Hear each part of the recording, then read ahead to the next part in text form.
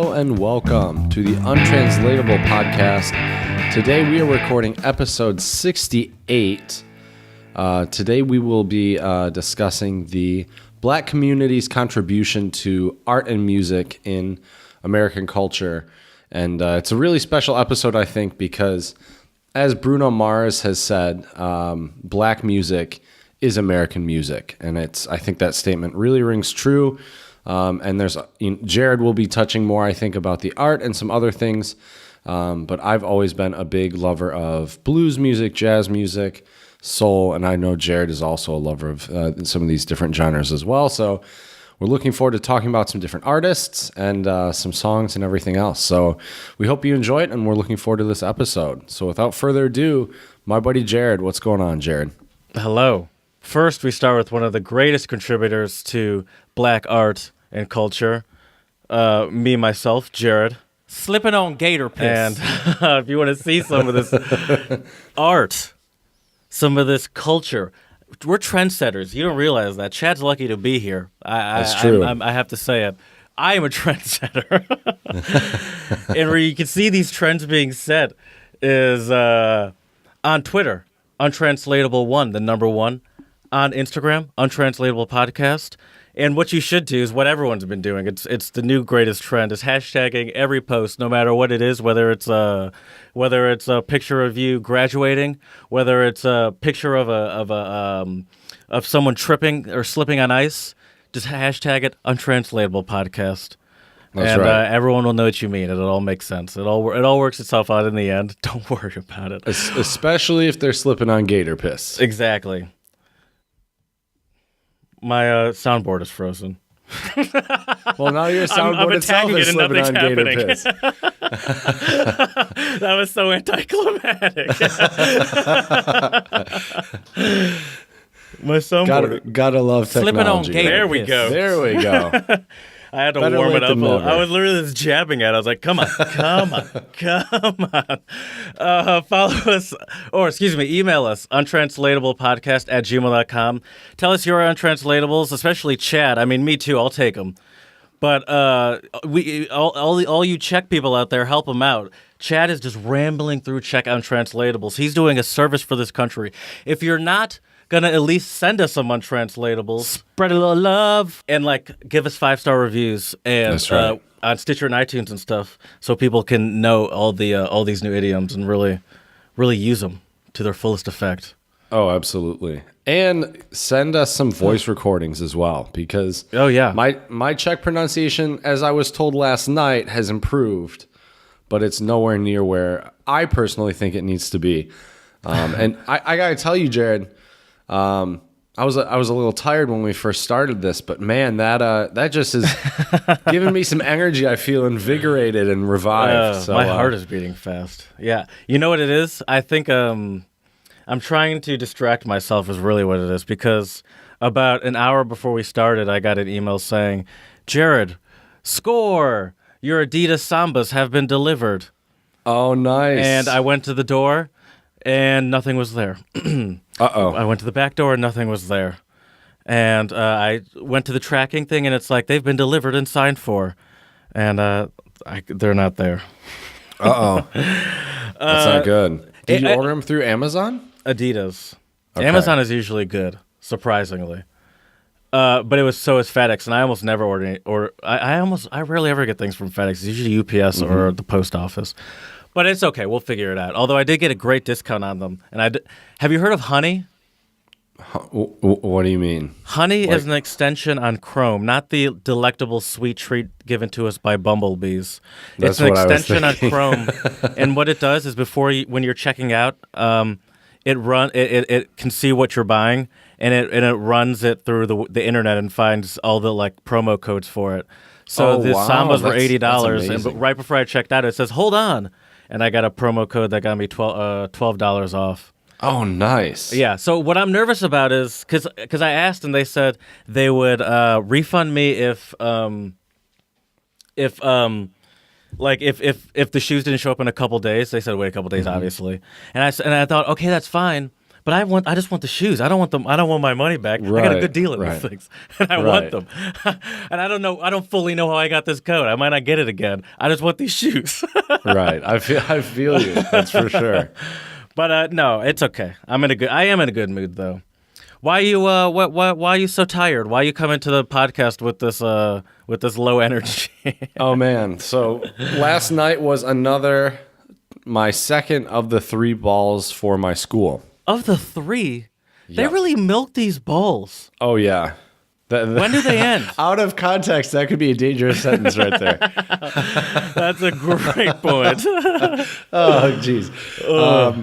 Well, it's because it's for the individual classes, or sometimes they combine them as well. And so, in the States we have it for all the classes at once because we're Americans and we like to, I guess, have one big party instead of 3 or 4 big parties. I actually kind of prefer the Czech way to do it. Well, of course, because there's so many parties. Right, it's great. But speaking as the American, these balls are really just starting to seem gluttonous now. It's like, all right, well, you've been there for. I mean, you've been. This is like your 7th or 8th ball just in general. I mean 5th, but the last one will be the 5th. So oh, you're really? right. That's it? I Yeah. feel like you go to these things every weekend. Well, if you go to 5 of them, I mean, that's, 5 weekends of it happening. So, All right. So here's what we're going to do. I want you to give an official ball review, first of all. Okay. All right. And then I want you to kind of start ranking these balls. Okay.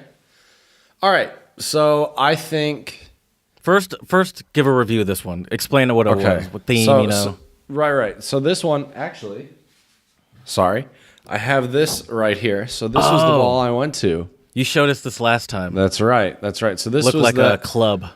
Exactly. And I think it's like, this means like high in the sky or like up in the sky or something like that. Okay. Kind of like space themed. It was for my class A4 and V4, which I really, first of all, the students I really, really enjoyed in both those classes. And my mentor was there for a little bit, so it was nice to talk to her for a bit. So, I mean, the ball was great. The only thing was, I would give it 4 out of 5 stars, and I'll tell you why it's not 5 out of 5. It's 4 out of 5 because they started at 7. Usually the other balls start at 8. That was too early. Too early. Was it still light out? It was not. It's Okay. 6:40 right now, and it's already dark. All right, at least it's not light out, because that does Right. feel awkward too. Yeah, Why that was it would be too early strange. though? Because usually, like when you went to the last one, you were telling me that you went to bed at like 4 a.m. and you were like dragging yourself out of there. Right. So, well, even if it starts at 7, it doesn't mean that people won't be going home earlier because it still goes from 7 to 2 a.m. Oh right, so is when it goes in the foolish. theater. And then after the theater, you go to the after party, Right. which is until 5 So or 6. all that stuff is still happening. Yeah. Okay, Yeah. I'm with you then. Because I was Right. about to say, well, that sounds great. Everyone goes home earlier, but that's Exactly. That's Jared thinking, not Right. That's very adult thinking as well, I think. Because that's what my colleague asked me. She said, why can't they just start at 5 or 6 and end at midnight? And I was like, you know what? I would love to be at home and asleep at midnight. What if they started at 5? It would just be an even longer party to 4 a.m. Maybe almost a 12-hour party. 12-hour party. Yeah. It's like, Exactly. please. I can't do this anymore. I can't Too much see. partying. Yeah. I'm seeing double. Hallucinating. Right. But yeah, so I would say 4 out of 5 stars just because it started earlier. And the reason why I say that too is I think a lot of people didn't check their ticket. On the ticket, it said when it started, but it seemed like most people got there around 8, 8:30, maybe even 9. Right. That's what people are used to and probably Right. prefer anyway. Right. And also because I didn't get there quite on time because I was in Germany on official podcast business. Mm-hmm. So I didn't get back until 7 o'clock, I think. Okay. So I came back here, had a quick bite to eat, showered, and then headed on over. But so I missed like there's this dance performance at the beginning. So I missed the dance performance. One of the students Is this the sent me a first dance video. performance? No. Every ball. So let me. What kind of, are we talking like Jabberwockies style, well, or we're talking more hip hop? Or I guess Jabberwockies is hip hop, but or more classical. Well, so it's funny. It's funny you mentioned that. So the students prepare a routine. I don't know if they hire a choreographer, if they do it themselves. I don't know what They the can't be hiring a intertwinings. choreographer. That's ridiculous. Dude, they go all out on these balls. You'd be surprised. Remember Mock Rock? Uh-huh. We did our own. You were there when we did that one that was when we were just by yourself, and it was just horrendously offensive, but it was actually pretty well choreographed. Right. But I think they could do it. I'm sure they could do it, but I thought I talked to someone at the gymnasium, and they said that they had a choreographer. Now, it also depends on the class's budget. Yeah. Oh, I mean, here's the thing. The students have to prepare everything. They have to rent the venue, contact sponsors. Everything is put in place by the students, which, because there are so many things they have to do, unless they have someone who would be like, yeah, I'll be the choreographer for this, I could easily see them hiring somebody. Okay. All right. Man, good thing I'm not on that committee. I'd be nickel and diamond everywhere. I'd be like, oh, we don't need that. Oh, Right. I mean, paper plates. These aren't just paper plates. These are very sturdy. Have you not seen the commercial where they drop a steak onto it? It doesn't even shake. They won't even notice the difference. Exactly. Exactly. So yeah, but it was a great time. It was good to see all the students. The other thing they do at these balls, so they have their dance routine. Then they have usually some other type of thing, act or performance by someone else. So they had a couple. Well, it was two pairs that were. It was an older man. Well, not really older. I would say 40s. Okay. And another woman, and then a young kid and a young girl, and they had to have been like between maybe 10 and 12, I would guess. And they came out, and the guys had like the tuxedo on and the tails, and the women had these beautiful ball dresses on, and they were doing like classical types of dancing. So I don't think they did a waltz, but they did like basically ballroom dancing. Okay. So it's Interesting interesting. choice. Wouldn't be my choice for entertainment. Right. And then they had a band there. The band there was really, really good. Played obviously they played a couple covers, I think, in English. Now that I remember correctly. Green Day. But I feel like Green Day was played. I'm not sure. That's a good question. I could see it, but I'm not sure. But yeah, so I'd say 4 out of 5 for that ball. The other ball I went to from my school, which was last week, was Toga Party. Yeah, we talked about that. And that was pretty good. Yeah. So was there a theme for this one, or was it just party? It was the theme. Yeah. It's like the up in the sky, high in the sky, like space. Oh, I got you. Kind of. Okay, that's kind of theme. I'm gonna give it a 3 out of 5 for theme. Okay, fair enough. I mean, to be fair, Toga Party is pretty cliche at this point, but they're not American. Maybe it's more cliche here in America. Could be. No, I think it's pretty cliche there too. Yeah, maybe. I'm not sure. Listen, I wasn't there. I'm not shitting at anyone's good time. Right. Well, here's the thing. I don't think the theme really. The only thing the theme really matters about is like the opening performance. Right. So, but you said they were wearing togas at the Toga Party. They were. They went all out. It was great. Yeah. It was great. And what was also funny about this ball is there's like a teacher's dance. So the students go with one of the teachers and you dance for song, right? Oh. And I'm sitting there talking to a couple of my friends, and because our school is mostly guys, right? I've never really worried about the teacher's dance because I'm like, well, the last one I was at, there's one girl and there were a bunch of male teachers. So I was like, okay, cool. I can just chill. She didn't choose you? She didn't. But then I was sitting at the bar talking to a couple of my friends.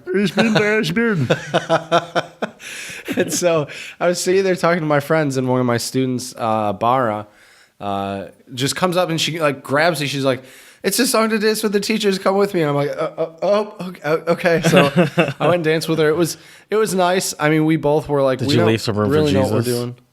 Oh, of course, always, always. And I also made sure, Seems offensive. keep your hands in the right spot. Didn't want to be a creepy teacher. That wouldn't be good. Yeah. No. Oh, was it like a ballroom kind of dance that you had to do? I mean, it was like a mid-tempo I got you. song. So, just kind of the typical hand up here together, a hand on the side, on the hip, on the back, whatever. So, but yeah, Okay. It was nice. It was nice. What's really funny though is the other ball last week. One of my students is a photographer and a pretty good one at that. And he snuck a picture of me, and I look so weird. I look like let me see if I can find it. I'll send it to you. I can even ask him for his permission if we can post it on our Instagram. He'll get a little publicity. I'm going to start taking a tally of how many times you say that, and then come back and then never follow up on that. All right, let me see if I can find it. 1 second. But yeah, but I look like I have like my suit on, and I have this weird expression on my face. I can't. I'll send it to you later. That's fine. But I have this weird expression on my face, and I look like kind of like an evil villain from like a TV show or something. It's weird. I hate to break it to you, but that's I'm sort the of evil villain. No, that's just your standard look. That's what we say about you behind your back. Chad kind of looks like an evil villain from Dexter's Laboratory. Or actually, you kind of have some slight Mojo Jojo in you. Ooh, all right. His name. It sounds weird when I say his name. I've never not said it. Mojo Jojo. Right. What was the character on there? The weird looking like devil lady thing. I don't even know if it was a lady. On Powerpuff Girls. Yeah. Oh, I don't remember. I'm not good with names on that show. Okay. And I watched a lot of it, but I don't remember me too. I don't remember all, like the other villains. Right. But Mojo But yeah. Jojo was the big one. Right. But I will say this though. Last couple things about the ball. Yeah. I will say the gymnasium one, the first one I went to, their theme was freak show, and I'm pretty sure they had a professional choreographer do it. And they had a couple students who could really, really dance and like do gymnastics and stuff. That was probably the best performance I've seen. Dude, I was honestly about to tell you. I was going to say, please stop it. I was like, I don't need another horrible blackface story this February. You're about to tell me like people were showing up to the free show one in blackface, and like literally my heart started beating fast. I was like, oh my god, no. That would be awful. No. Also, how is Chet just bringing this up to me? Right. Oh, trust me. If that would have happened, I would have told you. That would have probably been the first thing out of my mouth. Oh, I forgot to mention. A couple months ago, Right. like 12 people showed up to a free show party in blackface. Right. I don't know how that slipped my mind. Right. Okay. Well, that's so. Are you just ranking these like these ones the top two because these are your school specifically? Because that's fine. You can say yes or no to that. If I would, I think if I would, well, I mean, I would say the ones from my school definitely. Well, what are it our also helps that you know parameters? the people too. Right. Well, that's what I was just going to say. But what are our parameters to even rate them? So I would I say guess based it's on just performance. who put on the best party. Oh man, who put on the best? But yeah, you are jaded by, but it's also a lot of it goes into the crowd. Right. Well, I'll say this. I think I had the most fun at my school's balls because, Just like 'cause you said, I know them. I know them. Most comfortable. I felt more comfortable. Right. Like I enjoy walking around and like just being able to talk to everybody. You know, it's a great feeling. Hey, what's up? Oh, hey. Exactly. Whereas at the gymnasium balls, I was kind of more just chilling with a couple of friends I knew. I hope that's what you do when you're in Europe. You're just like, That's what I do walking through the office. Jimbo, Lucy. No, I mean, it's actually more head down speed walk. with headphones in. I don't keep the headphones in when I walk around, but I do have them at my desk. But I won't walk around with them in. It's too much. I make I have the some mistake. self-control. Okay, there you go. See, I make the mistake when I'm printing off documents and stuff for class. I'll have my headphones in. There have been a couple times I've been walking and somebody behind me said something. I don't listen to music that loud, but they must have just been really quiet. I had no idea what they were saying, and then they like tapped me on my shoulder, and I was like, whoop, sorry. Well, that's different too because you don't actually like work with the teachers. Like that's kind of in a way your own time. But like when I'm at work and I'm even when I'm at my desk, I only have one in. But I'm also rarely listening to music. It's usually podcasts. Sometimes I listen to music, but it's still one in. I gotta say though, man, I've been listening to a lot of great music today to get me in the spirit of today's episode. Yeah. I'm trying to think. What have I been? I've been listening to some. I've just been going back through my iTunes and trying to find like old stuff that I've been into that I used to be into and that I've kind of neglected over the years. So I've been listening to some NERD recently. Like nice. when I was preparing the other day for. I was listening to like the Seeing Sounds album, and like stuff I was into in like middle school and stuff. I don't know. I was feeling nostalgic. Oh, most definitely. That's the power of music, man. That's what's really great about it. Oh yeah. You know also why I think I was feeling nostalgic a little bit is because my parents were in town on Monday and Tuesday, and maybe it's because I wasn't home for Christmas or something, but it was like I don't know. It's interesting just watching it like as we get older, like how my communications with them change over time and how they kind of get more like you can notice like the guards kind of drop down a little bit with all of us and it gets a little freer. It's nice, but I say this mostly to transition into our shout-outs because I want to Spread a little love. and start with my dad. I'm sure you have some people that have saved people from burning buildings or carried a child up the side of a cliff or something. But I was talking to my dad about, obviously I mentioned him that I'm going to visit you and that we're going to Germany, and my mom was asking me if I'm doing any prep to get my German up to snuff. And I said I want to, but I'm not really doing as much as I could or should be. And then my dad mentioned that he's, I lived in Germany, for those of you that don't know. When I was in middle school and part of high school, I lived in Germany for 4 years. With my family, and so my mom never really, she like knew phrases, but she never really got that good at German. My dad was able to get around. I think I probably was a little bit better off than him just because I was a little bit more exposed to it, but because he worked in an English speaking setting, but in a more international setting. But anyway, so he got pretty good at it, but he kind of lost it over the years, and he's now committed to getting it back. So he listens to a podcast called, let me shout out the podcast, called Coffee Break German Podcast. And it's essentially like a little, short lessons on different things. And it's, and I listened to a couple of them and they're pretty good. And so he tries to read stuff, and he said and I just think that's cool. Like he's about to be 60 at the end of this year, and it's just cool to see that he's like, yeah, I want to get back into that and I want to pick it up. And, that's awesome. And I wanted to ask him, I was like, oh, have you heard of the Untranslatable podcast? Right. Well, I guess he has, but I don't want to remind him too often because I don't know if I really want him to listen. Right. I don't know if our target audience is our parents' generation. I don't mind that age. I think it's just the parents specifically. That's fair. Well, yeah, I don't think it's necessarily the age thing either. You're right. It's definitely more just the, yeah. But I do want to give my parents listen. I do want to give a solid hand horn to just, most definitely. The journey to polyglottism by a fellow untranslatable family member. That's awesome. That's great, dude. Oh, actually, I do have one more. You can go. Go ahead. I just remembered. All I wanted to mention was I've actually recommended that podcast to German students before, and they've all really seemed to like it. Oh, and so you're very familiar with it.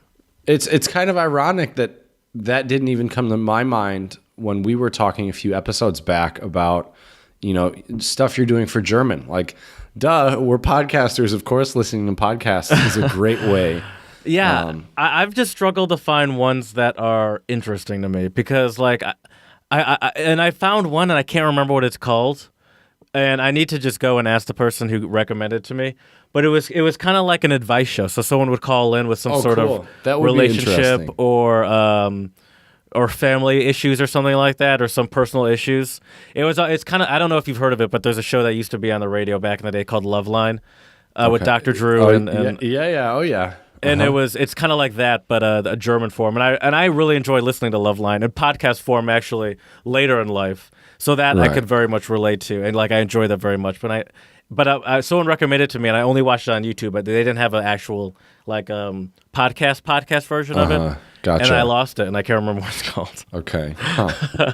I'll try to do a little Googling, too, and see if I can figure it out. I can ask the guy. It's like an ex's friend that I haven't talked to in a while. That's why I just haven't like bothered to actually ask him. But it's not like there's any bad blood there, so it's not. There's no real like issue with it. I just ate it. You know me. I'm weird. Sure. Hey, aren't we all? We all have our own weird quirks. It's easier just not to say anything. The podcast wasn't that good. Yeah, if it would have been life-changing, you probably would have remembered it. I only listened to a couple, and I had put it in. I'd put it in like to my phone when he recommended it to me, and then I'd like close the tab. Like I'd gone through a couple on like opened a couple tabs of it and listened to it and closed it, and like I don't remember what it was called, and I just don't know how I lost it. I don't know. I didn't listen to it it doesn't matter. Do you have a shout out? Oh, of course. I have a couple. So this one is kind of you know me, Jared. I'm kind of a cheesy guy, sometimes a little sappy. But you know, I came across this article, and you know, it really defines, I think, spreading the love. And so there is a Taco Bell worker from state of New York, who writes a feel-good message in each takeout order, and apparently the customers love it. So her name is Kelly Stewart, who is an employee at Taco Bell in Farmount, and she writes handwritten messages in all of the drive-through orders. And so, for example, she said, I got this message that said, when you reach the end of your rope, tie a knot around it and hang on. Franklin D. Roosevelt. I thought that wasn't going a completely different direction. Yeah. You gotta listen to the whole phrase, otherwise, that could go the wrong way. That's for sure. That could have gone two very completely different directions. Right. And then what Kelly says later, she says, this quote kind of made me stop in my tracks. It made me smile. That knowing someone took time out of their work. Cheesy. I'm sorry. This is so cheesy. This. It is, but I think it's great. You know, it's spreading some love. I wonder if she like pre-writes them, like she, you know, when she gets there, she writes on a bunch of bags, or if like she takes the order and she can hear in their voice. She's like, I know exactly what to write this person, and she has just like a personalized. She's like, oh, this you need a JFK quote. Oh, for sure, right. If life's getting you down, get in a Lincoln Continental. Oh jeez. You just start all of your quotes as like you didn't let me somehow finish, negative. Yeah, I'm gonna say negative, and then spin it. Oh jeez. And then swerve at the last minute and swerve into happiness, or sneeze your way past a bullet straight to the head. Anyway, I have you should one be more a greeting card writer. Yeah, hit us some Hallmark. We can do some special reads just for Hallmark cards. You don't even have to write the read. We'll take care of it. Clearly, we got it. Speaking of taking care of reads, I want to shout out a great Canadian man. You know, we like to cover international news. Named David Ossman, spelled Assman. Pronounced Osman, and this article is sassy. This is actually a car magazine that I read all the time. But so this was one of the most organic finds I've had in a while. David Ossman, pronounced Osman, if you must know. Of course they had to add that there. That's great. Is a Canadian railroad worker who wanted a simple thing. His last name on his license plate. He was thwarted in this quest, but got revenge in the best way possible, in the best possible style. In other circumstances, I met him. I don't want to read their editorial. Anyway, Osman first tried to put his name on a license plate in the 90s. That application was rejected by SGI, probably like their DMV or whatever, as profanity, quote unquote. His recent application was denied on the grounds that it was offensive, suggestive, or not in good taste. I think they're too worried that people are going to have hurt feelings about something that this is Osman talking. That is completely nonsense. Osman told the National Post by direct message last week. Even if it wasn't my last name, who is it going to hurt? Osman is correct. He also seems to have a good attitude about everything. And so he says, I could have got a plate for the front, but I really wanted a vanity plate on the back of my truck, Osman said, in a social media post showing off the decal. So what he did instead was so he just got a normal license plate with, 62K SM, whatever. I made that up. And he has a Dodge Ram. And he got a decal and stickered Osman across the back of his Dodge Ram, which is way bigger and more clear than it ever would have. Oh, and above it, he has Saskatchewan, which is his province. So he kind of made it look like a license plate, and he has it he has a white Dodge Ram, and so it's nice and cleanly on the back of his truck. And so I'll say hilarious. These two things. I'm kind of conflicted. First of all, shout out to this clear FU to a rule that I think I kind of agree with him in general is dumb. Where but I understand where the rule comes in, but there has to be a line somewhere, but it's just like all these it's not like children are like are you ruining children's lives or something. Anyway, but I will say this. I'm not fully on this dude's side because I feel like if I were to hang out with him, he'd really annoy me.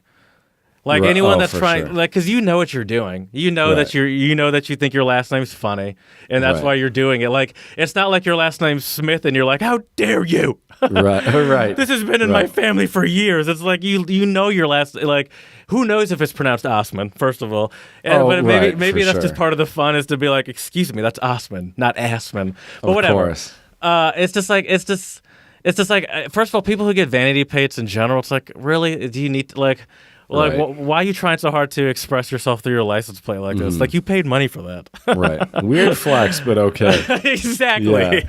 So I never fully understand the vanity plate move where it's like, I mean, I guess a car is an expression of oneself, but it's just like, I mean, you could just get a bumper sticker or something. I don't know. I really don't get it. But I also kind of like the defiance. To the government. For sure. It's I great. Respect that.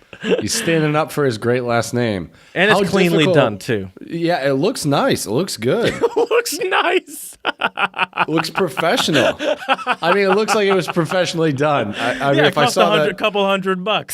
Right. How difficult was it duct tape to look at that and not just, instinctively want to say ass man? Of course. Oh, and by the way, the title of the article is Osman, excuse me, will not take this sitting down. Yes. That is amazing. That is perfect. Oh my gosh, that's too funny. That's just great. There's a city in Germany called Assmannhausen. Assmannhausen? Yeah, and it's spelled the same way, Assman and then Hausen. By the way, we could have a whole episode with just things that's a great For example, idea. there's I'm sure you're familiar with the German bus company, Fuka. Yeah. How do you pronounce Fuka? Yeah, Furka. Yeah, right? but it's spelled F-U umlaut C-K-E-R. But the way it looks, Fuka. But the way it looks on the logo, the umlaut's kind of blended into the logo, so it just looks like it just essentially has "fucker" written on the side. And this is not like some niche company. This is a very big bus company in Germany. Right. Yeah. We should do that. Funny company names and other place names, and even people's names too. Because like I read a news headline. I couldn't believe it, and the guy's name was Harry, Harry, and his last name was Butt. Like, I'm sorry. If your last name is Butt and your parents name you Harry, either they have a great sense of humor or they're idiots. You know, it's actually funny that you say that because I was considering as some pre-show talk, but then I'm like, why do I need to find pre-show talk? We always end up talking way too long anyway. For example, like that's now. true. That's true.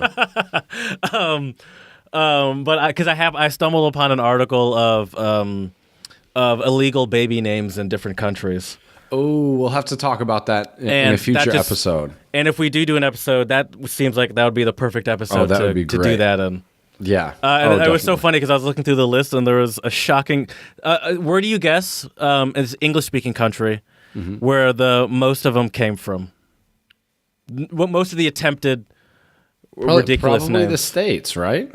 No, England? that's definitely on there. No, Where? Australia and New Zealand. Oi. Oi, mate.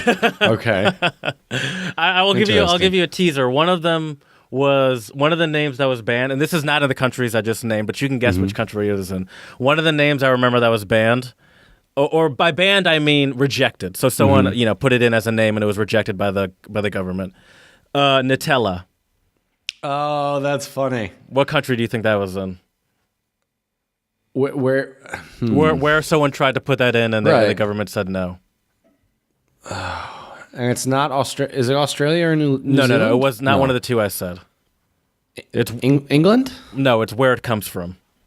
France. Yeah. Really? Oh, that's funny. Oh, Nutella. How are you? Oh, that's great. Why am I'm doing Italian hands and speaking French. I don't know why. I mean, the French use their hands a lot too. I mean, that's true. a specifically Italian movie you're doing, but Right. the French are a very expressive bunch as well. That's true. That is very true.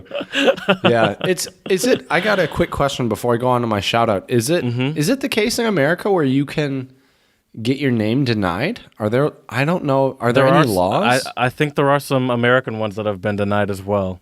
Okay. I don't remember. I can't think of what there are at the top of my head, but there are definitely some American ones on that list. Okay. We'll have to do that in the future. All right, but we're still trying to spread some love, and I have Spread a little love. one more shout out for a teacher from Houston, Texas. Her name is Shannon Grimm. And so let me give you a little backstory, Jared, and also the listeners out there. So the headline is Teacher Surprises Kindergarten Student with Matching Hairstyle. So Priscilla Perez got her hair cut short, right? And they're in kindergarten. They're 4 or 5 years old. And this girl got her hair cut short. And sadly, the little girl got teased by her classmates because of the short haircut. Short hair's all the rage these days. Right. These kids don't know what they're. All Exactly. these other kids are not paying attention to. That's true. Fashion blogs. That's true. Well, they probably don't use the internet without their parents' permission, and I'm sure blogs are. I guess that's probably for the best. Yeah. Let's keep them ignorant. That's true. Anyways, so poor Priscilla was being teased, made fun of. I guess a lot of the students and even some of her friends started to call her a boy, and it really hurt her feelings. And Priscilla says, I would cry because I would think that school wasn't fun, and she didn't want to attend class. She would try to wear a hat to hide her hair and would refuse to take it off. And and this happened, I guess, the entire school year. And then she decided to take matters into her own hands, the teacher, and she cut her hair just like the student did. And it surprised all the students. And now her classroom has learned a forever lesson, as she said, that you should stick up for people and you shouldn't bully them based on their appearance or their hairstyle, I guess. So I think this is just a touching story of a teacher going above and beyond to for the well-being of her student. And I think there's a lot of teachers out there who do a lot of these things, and I think they're worth being recognized. Yeah, that's awesome. That's and it's interesting to me to hear those, the bullying that you mentioned.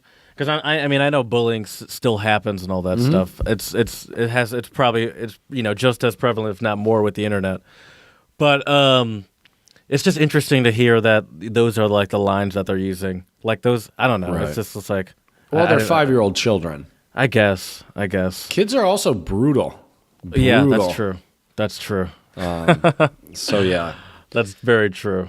Jared, it was time to spread some love, but now I think it might be time for something else. What do you think? I agree with you. I mean, the clock doesn't lie. Okay, so let's get started with a Czech one, if that's all right. Mm-hmm. So mine is kind of an interesting one. It is necha na sobeč dřeví štípat, which means he lets others to chop wood on him. Like he gets like people walk all over him, like he's a pushover. You're getting too damn good at this, Jared. Hit that hand horn. Oh man, You are a pro at this. If there was an untranslatable trivia, you would be the all-time champion, I think. thanks, buddy. You're good at it too, by the way. We've had some practice, that's for sure. Wait, so give me the English one again, because I like that. He lets others. I mean, it sounds kind of choppy, and that's ironic. It sounds choppy in English. He lets others to chop wood on him. Oh, real choppy. That's we have a lot of sort of pushover is one of them, but there's also something more similar to that one that we have in English that I can't think of. But also, there's like you allow people to walk all over you. That's another one. Do you say? Would we say they're like a doormat?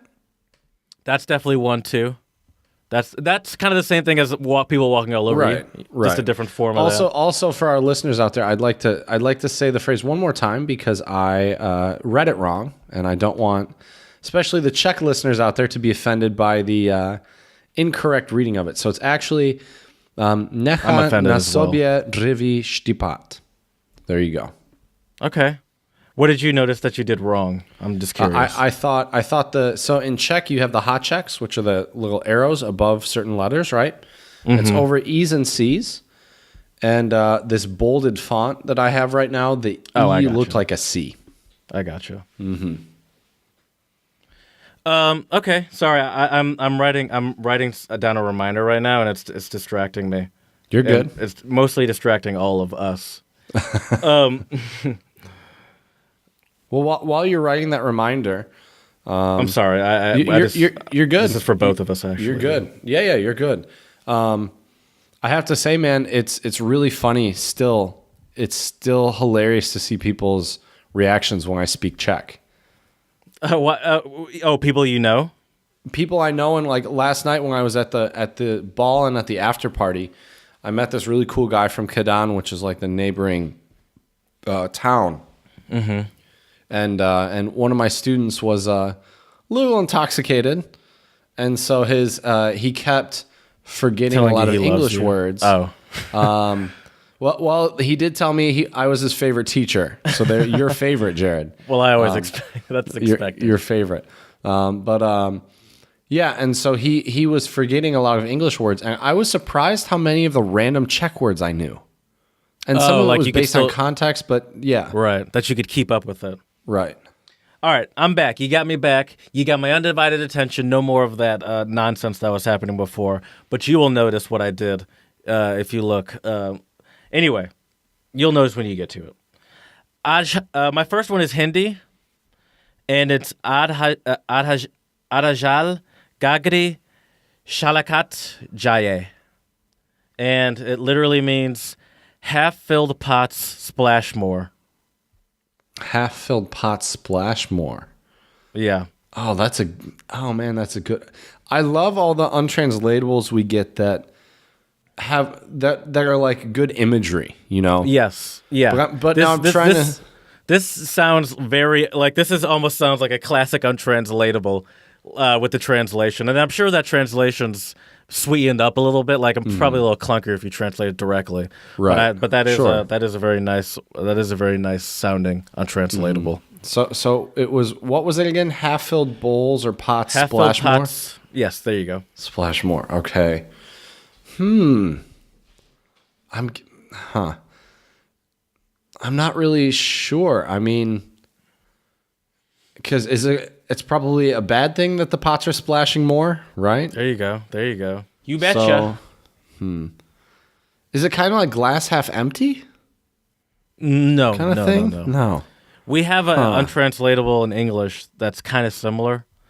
empty vessels make the most noise. Oh, I've never heard that before. Okay, so what it means is, what it's essentially saying is those with little knowledge will show it more. And so I think what they're getting at, like if it's filled to the brim, something will be taken more carefully and it'll be more calm and you'll hold it. And but if it's you'll be a little bit like if it's half filled, you're a little bit less careful, and so it's just louder. And so like the people that are less filled are the sloppiest. That is true.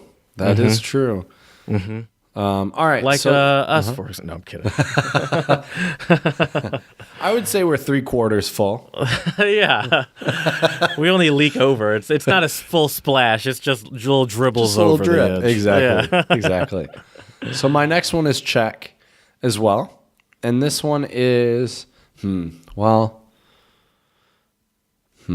have a couple in Czech. I'm debating which one I want to give you. I myself am really surprised I still have Czech untranslatables at this point. I'm really surprised. But here we go. All right. So this one is just walking up to strangers like, please, right. please. Mluvite anglicky. I need some intranslatables. Exactly. Also, 5-star reviews.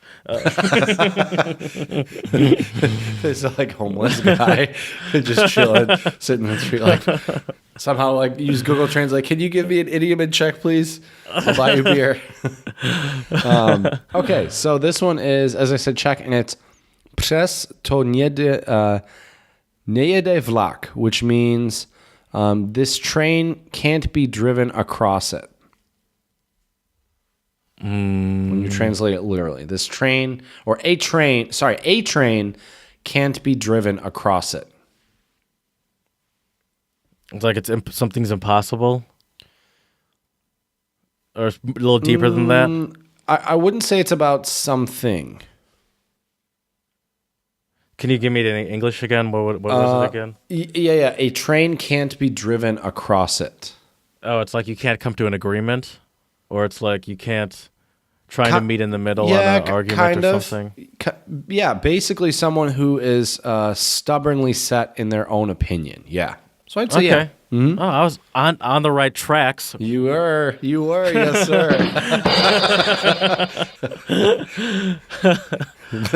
the Jared and Chad Courtney comedy tour coming to a home near you. All right. I have. How long? I'm gonna give. I have 3, but I'll give you only one more. Okay. I'll save this other one for another time.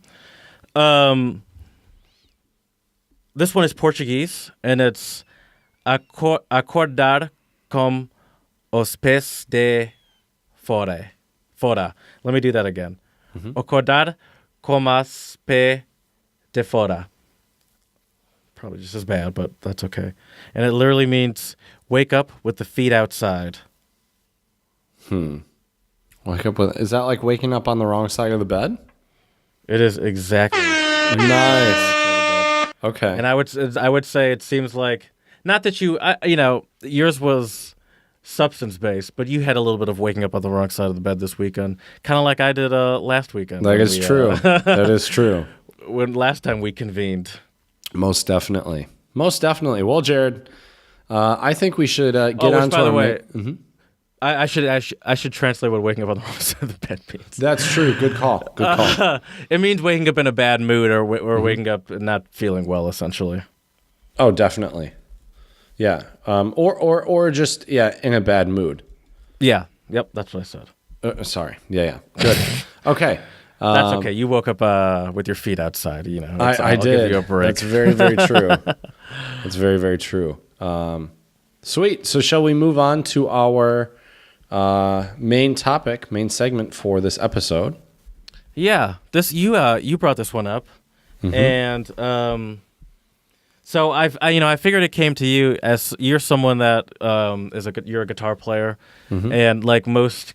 I'd literally say most, 90+% guitar players, you have an appreciation for some of the, original blues guitarists that really are known to be originators of modern day rock, and they are set. A lot of people. There are a lot of people in in history that are said to be originators of a genre or originators of a style, and a lot of those people, and especially in America, tend to be black people. Like Absolutely. a lot of them. Yeah. And I guess I'll ask you, where does it start? Who does it start with, or where does it start? Do you mean blues music? I mean, this origination of just the of black people sort of setting the culture with music like that. Right. Well, man, that's a great question. It's a loaded question. I don't think it's a loaded question. You don't? Okay. I have an answer in my head. Oh, good. Please. Okay. Well, let me give a stab at it, and then I'd love to hear what you have to say. I mean, a lot of it starts with, different African influences, also influences from the church, gospel music, hymnals. Also, a lot. I mean, blues music starts with really a lot of blues was sung, back in the day by slaves. They were traditional slave songs, and man, I hate that term. Is there a better term? No, that's there is not. Okay. That's what I was looking for.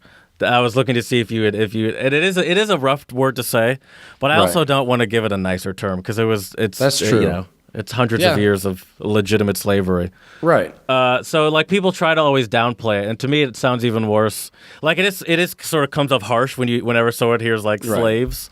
Yeah. But to me it's almost more insulting to hear someone try to downplay it or try to make it friendly, where it's like they were like, that's a who are you great fooling point. here? They were fucking slaves. Right.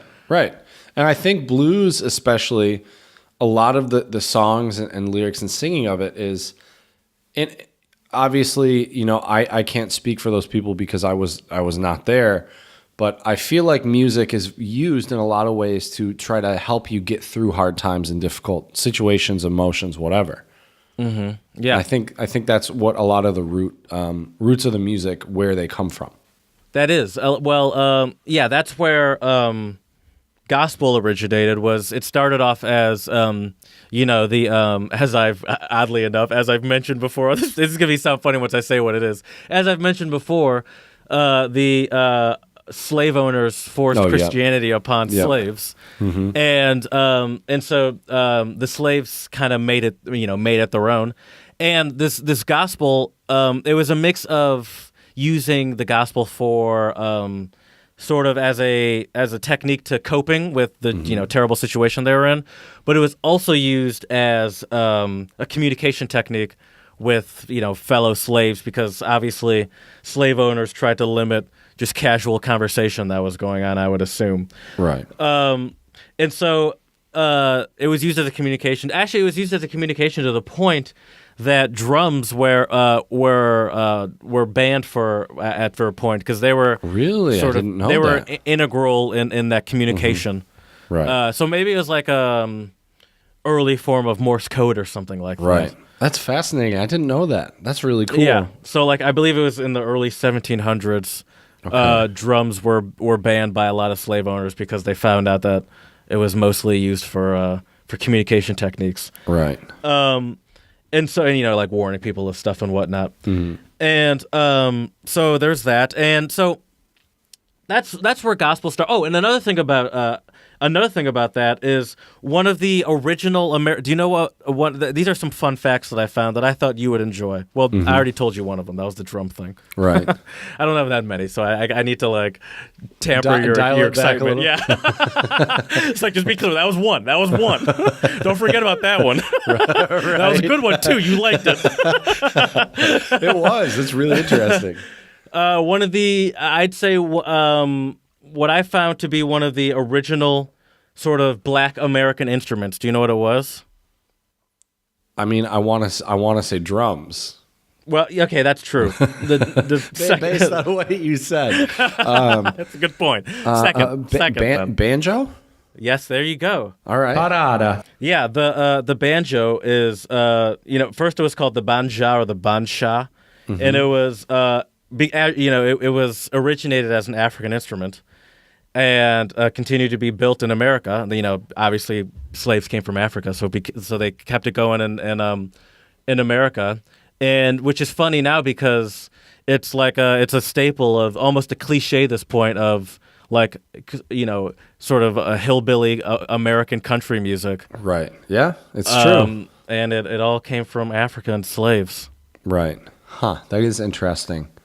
And I wonder how that cultural shift happened because, I mean, we all know well and good how damn racist a lot of white people were back in the day. Sadly, and a lot of them still are today. And like the crazy thing is, blues music didn't really become super popular in the States until the British came over, like Led Zeppelin and Cream, and actually Hendrix got started in England, believe it or not. Right. No, I remember that because he started in the U.S. and no one really gave him the time of the day. He mostly did like backup for like the Isley Brothers and whatnot. Right. And I think he played with Little Richard too for a little bit. Yeah, he did a lot of like backup with some popular sort of pop and artists of the time. Right. Because I believe he also did work with the Isley Brothers as well, but you wouldn't know because it was literally just anyone meet it's just standard sort of chord stuff. Right. But and then he moved to England for a bit, and then when it was there that he became popular, and then people heard about him while he was people in America heard about him when he was famous in England, and then he came back and started touring in America. I believe that's how it went. Yeah. That is how it went. We should know. Why do you think? Why was that? That's true. We watched like a 2.5 hour documentary. That was a long ass documentary. It was great though, wasn't it? That was too funny. Why is that? Because he's not the only one that's happened to. As he's obviously one of the most popular rock stars, in America. But that's happened to a lot of American musicians and a lot of black ones too. Is it just because they're more of like a this is my guess, and you're more educated on this stuff, but this is my guess. I would guess that at this time, it was already well established that a lot of black or a lot of the famous white musicians were stealing styles and riffs lyrics from the popular blues musicians. I think it's because maybe part of it was a corporate thing because a lot of this was recording deals and giant recording companies. Sure. It was kind of that era. So maybe it was like, how do we can't market the black people, and so when the black people and the white people don't want to listen to the black person, they rather listen to Elvis or whoever it is. So maybe when the black people, the black Americans, go to England, they're seen as exotic and foreigners.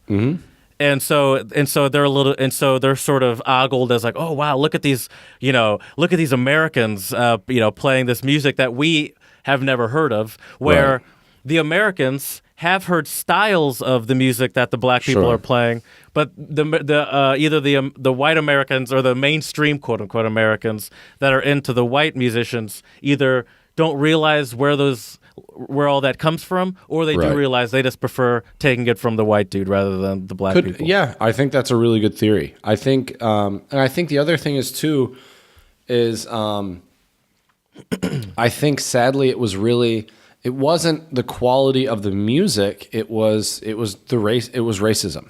It was marketing the black people and people not wanting to. It's kind of like, I think it's kind of similar today. Sometimes I get annoyed, and it's starting to change a little bit, but like with quote unquote black movies or something like that. Yeah. Or like any sort of situation where it's like, there's this one podcaster I listen to. It's actually, I'll just say his name. Who cares? It's Bert Kreischer. Oh, nice. He's hilarious.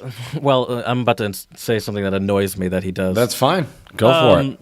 He was, he's from the South and he's kind of in his middle age, and he has he's very like, he has very middle, like that age Southern view of race. And he was talking about wanting to buy this one car. And he was like, a new car, by the way. This is a brand new 2019, 18, whatever. It was, a brand new car, whatever year it was. A brand new car. And he's like, I wanted to buy this car, but, I couldn't do it because it was like a black person's car and it was too flashy. And first of all, as a car person, I was like, this is not a black person's car, by the way. Like, this hasn't been a black car. Was it? It was a Lincoln Continental. And what I was going to say is, like, this hasn't been a black person's car. That's an old person car. Yeah, this hasn't been a black person's car since like the 70s, bro. Right. Yeah. And even then, it was still just a nice car. It was like, but it was just like, it was so funny to me that that it was so odd to me, not funny, that he just had like such a stereotype of this that it was like keeping him from getting it. It's like, Right. what do you think people are like? This is all you projecting what people are going to think. Like no one would Right. think that much into this, and Right, it just for sure. And it's sort of that same, and I think that's the exact same mentality. And first of all, I think it's just as alive today, that sort of mentality. But Yeah. I think that's the exact same mentality that was happening, back in the, which is funny sorry, I'm not going to get into it, which is the exact same mentality that was going on back in the 50s and 60s when they would hear, music from Little Richard Right. or one of your Three King Yeah. people that we'll talk about soon, is that they're like, oh, well, this is black people's music, and it's like, you're the only, you're the only one putting that stigma on it because clearly Music is people like music. it. Right. I mean, really, it shouldn't matter what the color of the skin the person has, where they're from, their religion. I will say I think that the content might matter, right? I mean, I'm not trying to listen to music that's like hateful or racist in itself. But I think guess so. Is there a lot of music like that? Yeah, I mean, Maybe yeah. I'm just not listening. And then, well, here's the other weird thing. When I listen to older songs, I don't listen to much Ted Nugent, to be honest with you. Yeah, well, but see, yeah, Although his music's not really like that, though. no, Is his it? music's all right. It's just his Crazy when he talks in political general. views. Yeah, Anything yeah, he yeah. says in general is that. Right. Just although most of his songs are, I mean, they're Like it's that good old sex, boy drugs, shit? rock and roll. It's really mostly sex. Okay, I've never You know. listened to Ted Nugent. Like he shit. has I a have song no idea. called, I think it's called "Wang Dang Sweet Poon Tang." I'm pretty sure it's one of his songs. So it's real. I I think so. stupid. I know he has. So here, hold dumb. up. Let me see here. People love him too. Like he's a huge rock star, and I've never. Yeah. Wang Dang Sweet Poon Tang. Yeah, that's the song. I've probably heard like two of his songs, but I couldn't tell you like a Ted Nugent song. Right. And Cat Scratch can't Fever. That's the most famous one. I I've mean, probably that's, heard it, but I can't place it. once again, that's a I was talking sex about song. like Pussycat. Yeah. I got you. Working hard, playing hard is another. Yeah, so he's got Anyway, but that's the thing. that calf out of that heifer. That's the thing, though, about a lot of music from back in the day, and even now. It's a lot of the lyrics can be really kind of a little dirty, a little misogynistic sometimes too. Yeah. But Yeah. anyways, that's not what our episode's about today. Our episode is about the black community's contribution to music in the United States. And Yes. I have to say, man, like I said at the top of the show, Bruno Mars is 100% right about the fact that black music is American music. I meant to mention that. I meant to mention that the fact that you brought up Bruno Mars at the very beginning, because he's. I want to do an episode later about cultural appropriation, but we can't talk about this and not bring up cultural appropriation. course. It's almost impossible. Right. But there's always that argument about where's the line between where is it cultural appropriation, where is it just cultural appropriation versus appreciation. And Bruno Mars gets brought up a lot because he's not black, Right. but he I believe he's Puerto Rican. Okay, I don't know, but okay, I'll take your word for it. But he very much, his style is very much rooted in that sort of black, sort of pop music from the 60s, and rooted in that sort of style, that funky sort of style. Right.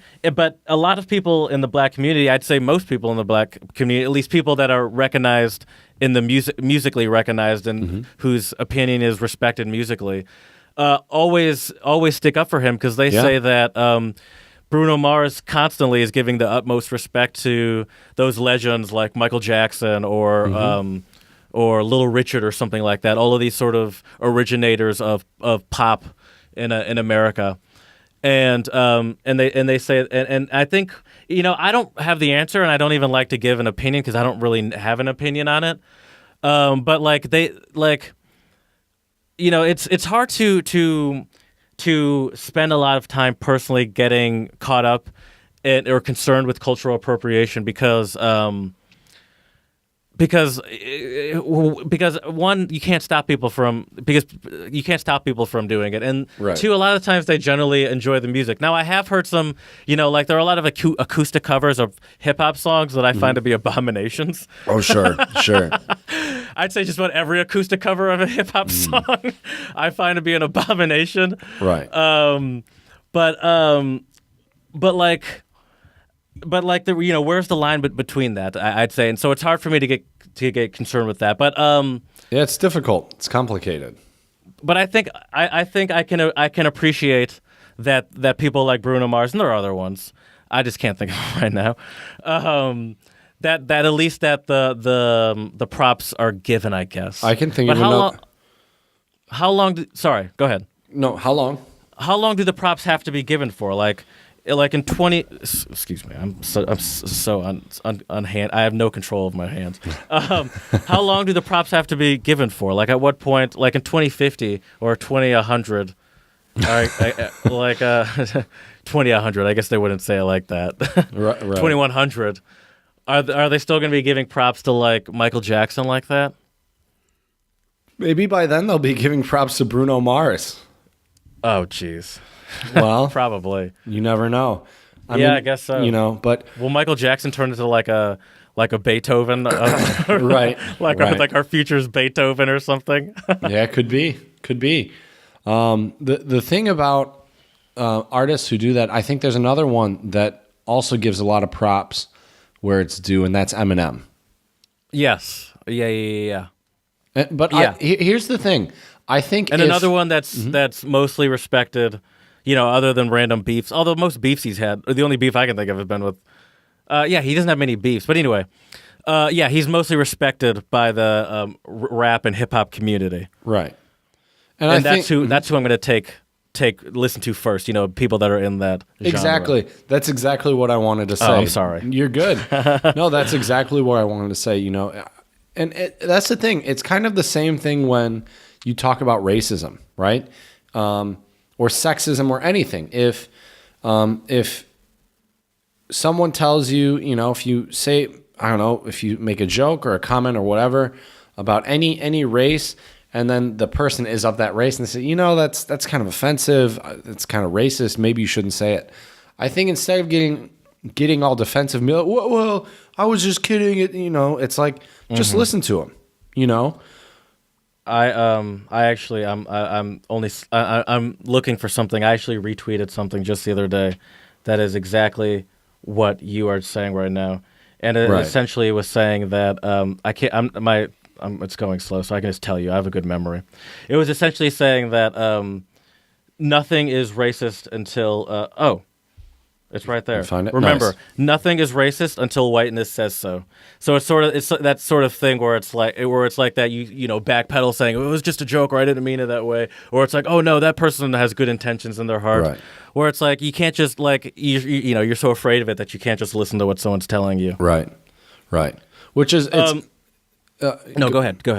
It's just kind of it's kind of interesting, but I'd like to get back on topic because there's so much we can talk about. Yeah, I have a lot of questions I want to ask you about this. Great. I want to know. Go ahead. So the first thing I want to just mention is I think some of our listeners out there, especially the non-American listeners, when maybe they aren't sure of what all the genres are when it comes to quote unquote black music. I feel a little weird saying that term. Should I feel weird saying that term? Yeah, you should feel weird. Should you I? Probably call it Negro music. Slipping on gator piss. Oh, geez. Colored tunes.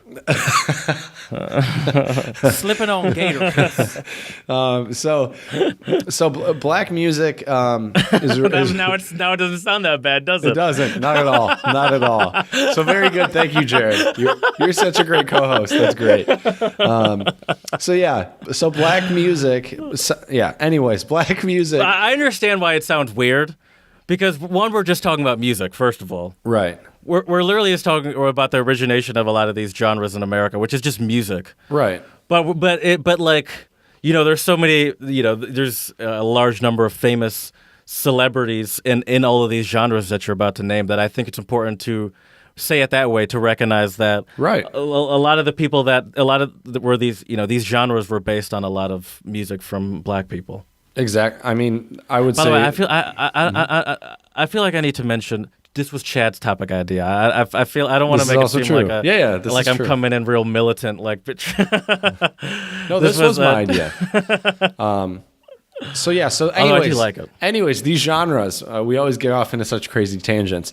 These genres are rock music, jazz music, R&B, which stands for rhythm and blues, also blues, reggae music, funk music, doo-wop, hip-hop, Motown. I'm sure there are more genres as well. I mean, there are country. subgenres of all those. Country is what, and here's the thing about country, man.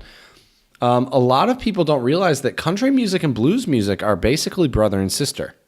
Yeah, I yeah. mean, It's that's why I think it's so funny now that country has been like taken over by white people, and that's really more of just a branding thing. Not taken over by white people, but I mean even Black people are in like other. I'm not saying just what like, but like everyone sort of says like that's sort of like hillbilly music or whatever. Where it's Right. like it's just sort of like country's really just been turned into blues done by white people. Right. This is Yeah. essentially what Yeah. country is. Yeah. Where it's like it's just they're talking about. Yeah, they're talking about their like what they're interested in and Right. what affects their life, but it's essentially just Right. that's what it's been turned into these days. Yeah. Where it's like it was essentially just like country and blues were kind of the same thing in like the 40s, 50s, and those were kind of the same thing. I think some people might disagree with that statement, but I think Am I wrong? I think it's up to interpretation. I wouldn't say you're wrong, but I mean 40s and 50s country music. Maybe the year. Maybe I made up years. I'll put it that way. Okay, fair. I would say way earlier, absolutely. Okay, but I think country originated from blues. Yeah. You're 100% correct. The years I'll admit that I kind of just pulled out of my ass. Okay, fair enough. So I was hoping that was early enough. Right. I think you got to go back further. I think you got to go Okay. back way further. Okay. Because that's the thing. That's the thing people don't realize is these different genres of music have been around for centuries. Right. Right. Blues, like some of the first blues recordings, I think were probably in the 1920s. I know let's start with blues. So Robert Johnson, probably the most famous blues artist. Are these sort of looked at as the originators of or the first sort of, big names of these genres? Well, see, that's the interesting thing. Nowadays, yeah, for sure. But I'm not so sure back then it was really the case. Well, I'm sure it wasn't the case in the sense that there were probably, music has always been for centuries and centuries and centuries a giant part of cultures. Absolutely. So at the time, in that time, whether it's the teens or the 20s, there were probably as many celebrities. For example, if we look at all of these rappers that we have today, if you look at all of these tattoo face rappers, Right. not all of them are gonna make it. Some of them will be remembered. Like we probably won't remember Tekashi 6ix9ine in 2079 versus Kendrick Lamar. Kendrick Lamar's Without different a leagues. doubt. Oh, for sure. But in 2079 or 2100, both Kendrick Lamar and Tekashi 6ix9ine will probably just be looked at as rappers or hip hop. Like I bet you in that, unless you're like a real sort of connoisseur, they won't be split up. I don't Right. think. Yeah. But I think now anyone that has any sort of knowledge of these people, you don't even have to be a big fan of it, but anyone that has any sort of knowledge will put Kendrick Lamar on a totally different level than say Tekashi 6ix9ine. Of course. And you can do that with blues as well because blues was very regionally based. Right. You have Delta blues, so Mississippi blues. Yeah, the world was smaller at the time too. There Right. weren't even as many states. Exactly. There were. That's not true. But You're right. Yeah, Hawaii wasn't there, but there were. right. So you have different styles of blues. I mean, then later on, Muddy Waters, Buddy Guy, Howlin' Wolf, they all moved to Chicago, and then that's when like kind of electric blues started with the electric guitar. Blues traditionally was usually just acoustic guitar, oftentimes in an open tuning, meaning when you would strum all of the strings, it would already be a chord, and then they would play with a slide. And usually, traditionally, it was either a cut-off bottleneck or a pipe. Oh, that they would use like as hold a on their slide. finger. Exactly. Can I ask you a Exactly. question? Absolutely. This is as you mentioned a second ago. We always tend to go off on tangents. Gonna keep it going real quick. So you mentioned that they often used to play open, and you mean open chords? Is that what you mean? I need to nerd out for a hot sec You're because I have a good. question for you. Open, yeah, it's an open tuning. So the strings would, when you played all the strings, it'd be like a G major chord or a D major chord or an E major chord. Usually major. Because my piano teacher was recommending to me, we have to do, it's that time where we have to do a new composition. I still haven't started because, as I mentioned, I have no time. Right. So hopefully I can at least make it seem like I put an effort in before my next lesson. Anyway, so she recommended to me last lesson that I play around with whole tones. And I told her that I like the idea of the sound because the piece, this is usually for kids, but she has all of her students do it, so bear with me. The piece is about your first pet. Okay. I've never really had a pet. My sister had birds, but I didn't interact with them, and my sister didn't even seem to like them for that matter. And so I never really had pets. And so my thought would be to do sort of like a what if I had pets. Okay. And she sort of made me notice that with the whole tones, you can almost make it sound like it's a dream sequence. But I asked her, how do you harmonize, in the bass with whole tones? And she said, you figure that out and come back and let me know. Oh, and nice. I'm doing my research right now, and I'm going to have you tell me. Okay. Do you know the answer to that? I mean, I would just try to pick. I mean, the easy way to do it is pick the 1, 3, 5 of the chord or the scale. The first note, the third note, and the fifth note, because those are what make up the chord, right? Okay. I like the sound of the sixth note as well. Like on guitar, we call them a sixth chord because you play the sixth note in the scale. So, for example, if you were playing something in the key of C, that'd be what? D, E, F. Thank you. You got that quick. Good work. I play scales all the time. Okay. I'm actively taking lessons. Right. And see, that's the thing on guitar, because everything's movable. I don't think about the note names as much because you don't have to. Right. And so anyway, so I would like to play a C with that A note in there, for example. Has a nice ring to it. Yeah. That would be a 4 chord. If you play C, E, G... Oh, I see what you're saying. A. I see what you're saying. C, E, G, A, that would be a sixth chord. Yeah. But so kind of to bring this back to the topic, though, that's what you can do with the whole tones. Bring this back to topic. With blues music, the cool thing about it that makes it sound bluesy is there's a lot of seventh chords, which gives it it gives it a bluesy, like when I play a seventh chord, I automatically think of blues usually. And the cool thing about blues is you can play all seventh chords.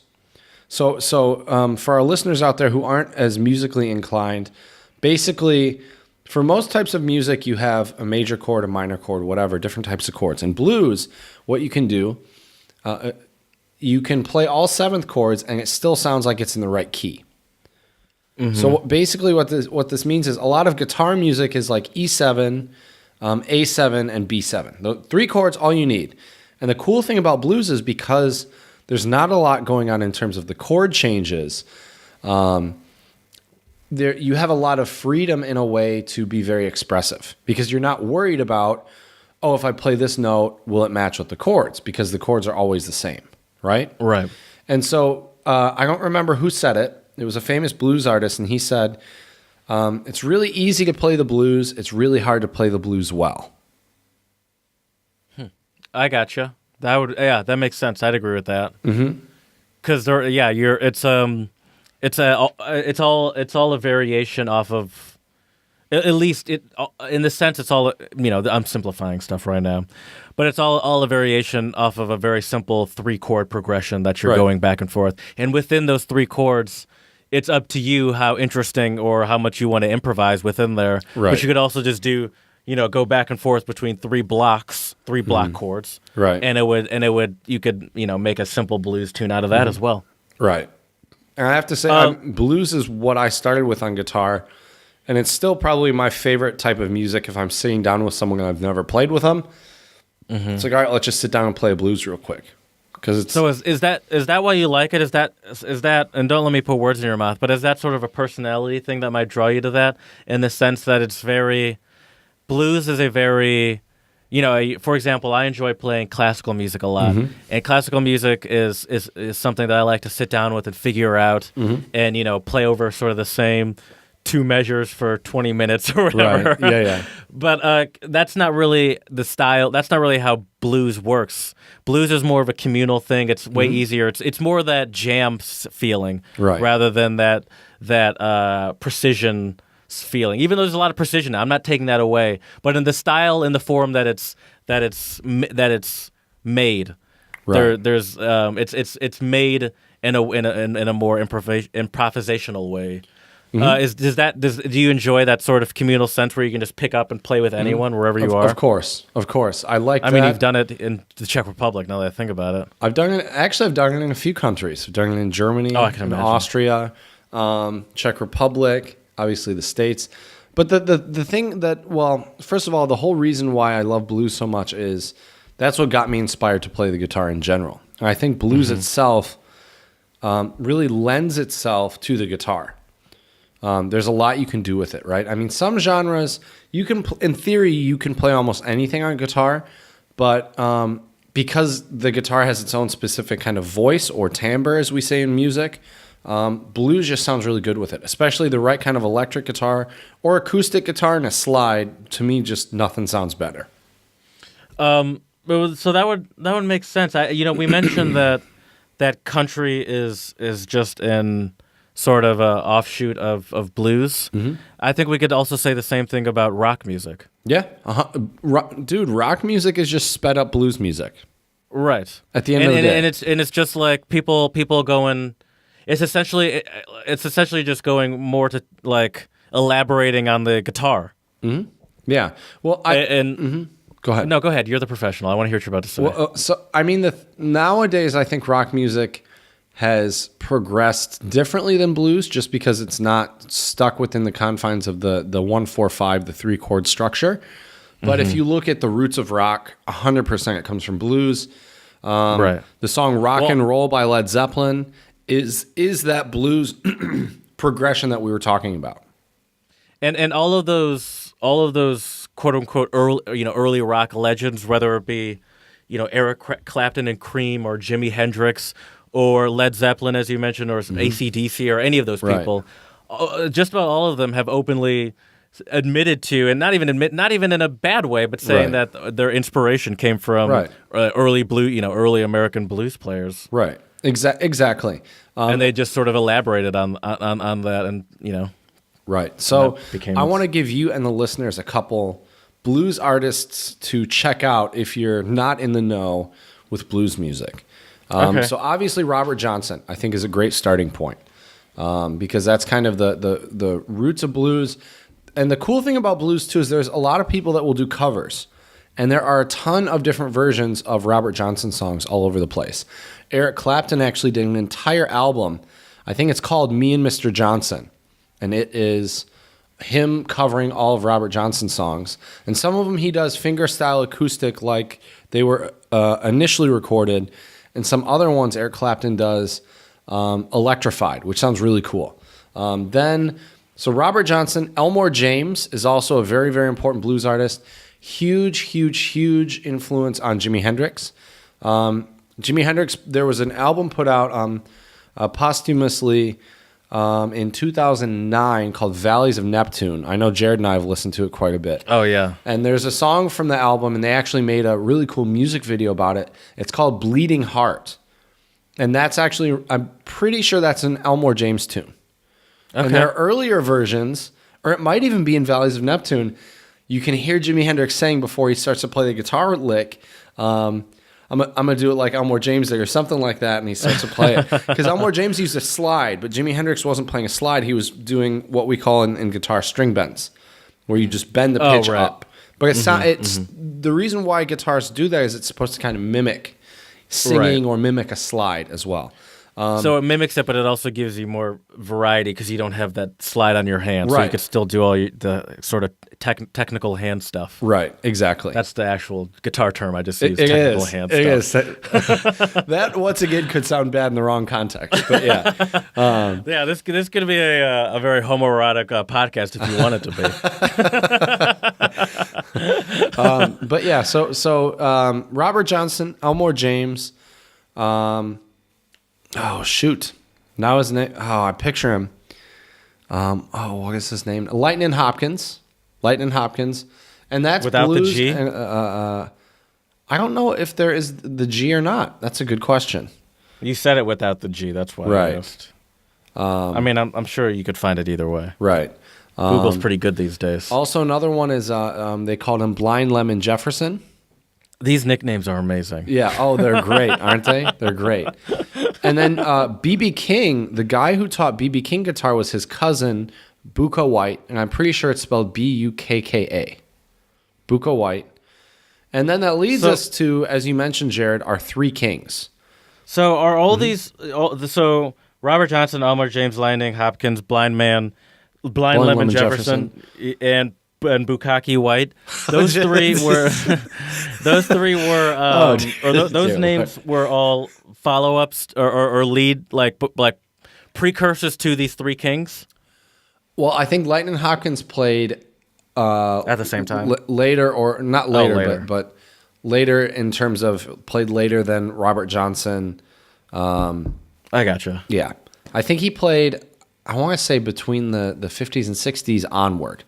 So that would have Okay. been around the same time as B.B. King, Freddie King, and Albert King. Who, and if you ask any guitar player, they'll if they know their stuff or if they know about blues, if you say the Three Kings, they'll know exactly who you're talking about. Is that before you jam with someone? It's like, oh, you into the Three Kings? Who? You know, I'm gonna Right. get out of here. Right.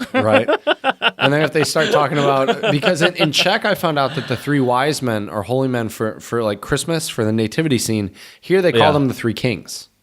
Ah, okay. So you might You have get- your own nativity scene at your. That's right, dude. That would be awesome. like A into like nativity these scene little with- action figures with guitars. That would be pretty cool. So who would be the Jesus? So you'd have the Three Kings. So B.B. King, Albert King, Freddie King. Who would You be the tell me, we're- Jesus? Oh, who would be the Jesus? Who's being born? Yeah, I would say Jimi Hendrix. I was about to say it has to be I would say Jimi Hendrix. Yeah. because I mean, That would Jimi be a Hendrix badass nativity scene. has referenced all of them before, hasn't he? Oh, definitely. Yeah, so I can imagine them being like, "We're passing on our wisdom to you, Right. son." And then that would be cool. And then They died at a similar age, pretty close. right. And then Jesus and and then Hendrix's Jimmy. apostles could be all the guys who played alongside him, and afterwards too. That would Oh, be yeah. a badass nativity scene, dude. Well, who would be the Judas? Who turned on him? Oh, good question. Well, Is it that bass player? yeah, Or maybe the drummer? Maybe not the His first drummer. band? Not the drummer. Oh, The drummer okay. played with him, I think, almost his whole career. Okay, because pretty sure. I knew one of those players in the Right. like one of them. I think they, the bass he player and switched him out. didn't. Yeah. Right. Yeah, that'd probably be the Judas. That or I've heard Jimi Hendrix is one of his managers also maybe. But musically, that's musically the bass Judas player. for Right. most musicians. Oh, for sure, for sure. But yeah, so the progression would be the Three Kings, and the cool thing is they all have different styles. You know, I think BB King is probably the most famous out of all three of them. Yeah, he's the one I know the best. Right. My parents were my dad had some BB King records. Oh, nice. I saw him live in Detroit at the Fox Theater. Oh, nice. Is he still alive? No, he passed away a few years ago, unfortunately. Okay. Because I know he lived. I mean, he lived a good life. Yeah, I think he was 86, 87, 88, somewhere Yeah, that's a around good there. run. It's a good Yeah. run. And so when I saw him play, I think he was 83 or 84, but dude was still killing it. Had a great band behind him. Could still really make that guitar sing. And Was he singing hard still? yeah, and he told some good stories. I mean, dude, if you're a touring musician for that long, you've seen some things, I'm sure. Oh yeah. Oh yeah, for sure. But guess who opened up for him? Gary Clark. Oh, that would have been sweet. I don't know if Gary Clark was that big back then, because this would have been 2000. Oh man, 2006, Oh, it might have 2007. been a little early. Gary Clark might have been in high school. Right. I don't know. Who was it? Chicago bluesman. Oh, nice. Who was it? Oh, I thought you were saying it was Chicago. No. The band Chicago. I was like, that's awesome. It was not. Buddy Guy? Yes, sir. Oh, Buddy Guy nice. opened for him, and here's the thing that's crazy about the history of blues music, and especially a lot of Americans who don't know their history about it. Buddy Guy has been around for forever, for a really, really long time, and he's still killing it to this day. I saw him in Prague a few months back, and it was an amazing concert. Absolutely amazing. Great showman, phenomenal guitar player. And it was really funny when he performed, he was like, why am I first playing here now? Because it was his first time ever in Prague. Yeah, and he's in his 80s. Right. And he's won all sorts of Grammys and has all these accolades, and he's amazing. It seems like a really nice guy as well. But anyways, he plays a lot of licks that if you're unaware of the history of it, you would think, oh, he's playing Jimi Hendrix licks. But it's the other way around. Jimi Hendrix was a huge loved Buddy Guy. And so it's really funny that a lot of people who don't know, the timing of it and everything, Buddy Guy's older than Hendrix, I'm pretty sure, and was professionally active as a musician before Hendrix was. And so it's really funny when people confuse these. I mean, I guess it's an honest mistake because you just don't know, but... Right. Jimi Hendrix is one of the most famous rock stars in the world. Right. Exactly. Yeah. One thing I wanted to touch on, one thing I think that has stayed constant since the beginning of Negro music is and this is going back to the slavery time, is a lot of it is based in struggle or challenge or sort of hardship, and I think that's still something that seems to be a requirement even up to this day in a lot of quote unquote black music is in hip hop. A lot of my favorite hip hop artists, for example, Odyssey, Kendrick Lamar, Fonte, or Gary Clark Jr. I wouldn't call him my favorite, but we just mentioned him the other day. A lot of that music is based in their reality, and a lot of it, all these people, or even J. Cole, I'll put in there too, have very different upbringings, but you could tell that the music is very true to their upbringing, and I think that for a lot of people to respect, a lot of people, at least in the black community, to respect this, they need to believe that there's some level of realism that's happening, like that people are actually, that it's not just some writer writing about like the best, some good lyrics about hardship, that people are actually talking about what they have come from, and I think that that's something that is still important to this day. Oh, and I think agree. That the only place where that might be a slight deviation is straight up pop music, top 40 style. Right. But That's I think true. in general that if you get any deeper than just radio hit artists, even like famous, like Kendrick Lamar he's famous, but I wouldn't really call him a radio hit artist. He has songs on the radio, but I don't know. I just want to call them, Well, I don't think he writes to be a radio hit artist either. Right. He has very complete albums. It's a little different in my opinion. So we've already talked about. I meant to ask you this now actually, but how do you feel about the covers? I can still ask you because I didn't really. I just told you I hate them. What do you mean, covers of hip hop music on like acoustic guitar? Just covers of the music, of black people's music, where I guess if it's like, it's a little different. I guess if it's like a rock, say it's like Gary Clark Jr. and it's someone with their electric guitar in the room doing it. That's a little different. Right, sure. Well, what do you think of, say, someone with a acoustic guitar rapping along to "Bitches Ain't Shit But Hoes and Tricks"? Right. I think it usually doesn't lend itself very well. It just I think some people can pull it off, but there's very few and far between. I couldn't even tell you really who can pull it off, to be honest with you. Are you seeking them out? No, because I would just listen to the original song. What's the point? Exactly. But I do. That's the thing I like about blues and jazz music, is that it's expected. Right. It's a part of the music. It's a part of the culture, and I think it's also a way to kind of pay your dues, pay your homage, respects to those before you. these legends that you've talked about, Buddy Guy, BB King, they do it at, you even mentioned, because you've talked about that concert, that he was playing, some of the other legends' music.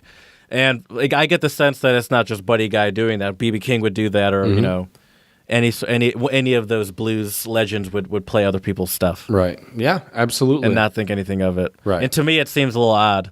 Almost like it seemed odd when we were talking about that the concert, Michael Zubstrom. Yeah, exactly. And how he was, doing his sort of take on a composition. Right. But I think that's what's so cool about music. similar It concept, expands, it grows. Puts people put a new spin on it.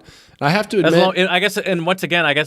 sorry, I want you to say that, but once again, it all just goes back to giving the credit and letting people know where definitely this, quote unquote idea came from, or where this comes from. Exactly, 100%. And the other thing is too, it's important to mention on this episode we're really only scratching the surface. Sure. we could have like a 10-hour long podcast on all the contributions that the Black community has made to music in the United States. I mean, the list goes on and on. I think it would be cool to do a more in-depth episode in the future, maybe more specifically about blues or about jazz. Might also be interesting to do blues and country together, and see when those kind of split a little bit. Split? Yeah. Yeah, because it really is, nowadays, at least to me, the difference between blues and country is just a branding thing. Yeah. I would agree. I would most definitely agree. And so I got to say, though, the thing that I think separates... And by the way... Yeah. Oh, sorry, go ahead. The thing that I think separates Black music with a lot of other like top 40 hits and like disco or other stuff like that is that... Which was it, like the top 40 of the 70s? I think basically, yeah. Or even like folk music, is that a lot of Black music, it has this swagger to it, funkiness to it, soul to it, that I feel like you can't really, like, pop artists they can't do it. I don't think, it's just not. No, they're relying on almost like the accoutrement to really to feed in, to give you the feeling. So it's like how the beat changes, or like it's more, they're sort of more forcing the mood upon, or the vibe on you. Right. When in these more, when in any song that's, the less produced it is, the more you have to cover up pure talent. Right. Exactly. And so when you hear something that's the less produced it is, and when it's like, this is really good, that's because that person is actually, like, they're putting their soul into it, and it's not if I put this beat here with this computer, that'll cause this sort of feeling, almost to it, like a scientific way of making music. Yeah, it's more analytical for sure. I think the other thing is too, you mentioned a lot of Black artists write about struggles and things they're going through. And I think that also makes the music more soulful when it's more personal. If you're writing a song for it to be a pop hit, you're writing about things that actually happen in your life and you've experienced, or maybe I feel like pop music can be very formulaic. Yes. Whereas like there's just like funk music, blues music, jazz music, gospel. It just has this kind of quality to it that it's just different, And I know I just put a lot of genres in one bucket, but like they all have this different type of swagger to it. You know what I mean? So how do you? I mean, there are. I can't believe I'm the one saying this, but I don't want to discount the fact that there are white musicians that, in modern day, or in recent history, that have been amazing musicians. For example, we've mentioned Eric Clapton. Of He's course, one of them. Yeah. Do you think if you compare him to some of his contemporaries, which one of them is Jimi Hendrix? That's a hard comparison, right? But do you think, or maybe someone that's less canonized or sainted, like that would be a contemporary, that's a Black artist. Would you say that Clapton would, even though Clapton is still considered one of the rock greats of his time, that he's missing something to some of his black contemporaries, some of that quote unquote swagger or soul. Yeah, I would say so. all right. I would say so. I mean, I thought I caught you. well, look, I love Clapton, and he's an absolutely amazing guitarist. Or for example, let me forget. I don't want to even use Clapton. Let me use someone that's a little more near and dear to your heart. I know you like Clapton, but you know who I'm gonna say, who you really like. I'm curious. Stevie Ray Vaughan. Oh, yep. I was wondering if he'd come up today. I mean, because I haven't brought him up only because I don't know why I haven't brought him up, but he's. I mean, you know him more than I do. Right. I'm only a fan of him through you more than anything. Right. I'm the wrong guy to ask, man. He is literally the reason why I first picked up a guitar. I was about to say, because he's legitimately one of your favorites of all time. Right. And Clapton's just someone you respect. Oh, highly, highly, highly respect. But the thing about Stevie Ray Vaughan is it's kind of like Eminem in a way, or like Mac Miller, how he was really... I thought you were about to say Macklemore. I was like, no. No, Mac Miller. He did not really get that same sort of acceptance as Mac Miller or but Eminem. From what I've read about Stevie Ray Vaughan, he got full acceptance in a lot of these blues clubs that were still primarily black people going so to these clubs. If you were to go to like some all black blues club in Mississippi or something, people would be just as excited as if it were like B.B. King or something, for example. Like I don't remember. That's a bad example. I don't remember who it was. It was one of the big blues guys, either Albert King or B.B. King, one of these guys. And I read a quote somewhere, I think it was in maybe a biography about him, and he said, "Yeah, I heard him play, and I thought, damn, this white boy can really play." He's kind of like, I don't know if you know who this comedian is, but he's kind of like the Gary Owen of